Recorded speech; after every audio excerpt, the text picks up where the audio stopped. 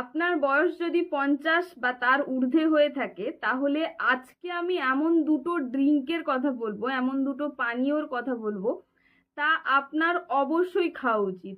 এই দুটো পানীয় আপনাকে সব সময় একদম ফিট আর হেলদি রাখবে। নাম্বার ওয়ান, ঘোল।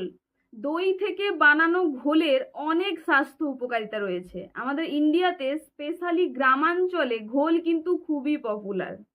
এই ঘোলের মধ্যে প্রচুর পরিমাণে প্রোবায়োটিক্স রয়েছে, যা আমাদের গাট হেলথ ভালো রাখে, আমাদের অন্ত্রের স্বাস্থ্য ভালো রাখে, আমাদের পেটের স্বাস্থ্য ভালো রাখে।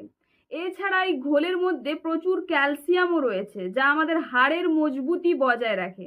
বয়স বাড়ার সঙ্গে সঙ্গে হাড়ের মজবুতি ভালো রাখা এটা কিন্তু খুবই জরুরি। 2 নম্বর যে পানীয়টার কথা বলবো তা হচ্ছে গ্রিন টি। গ্রিন টি তার অ্যান্টিঅক্সিডেন্ট বেনিফিটের জন্য সারা দুনিয়াতে পপুলার। সবাই খেতে চায় গ্রিন টি।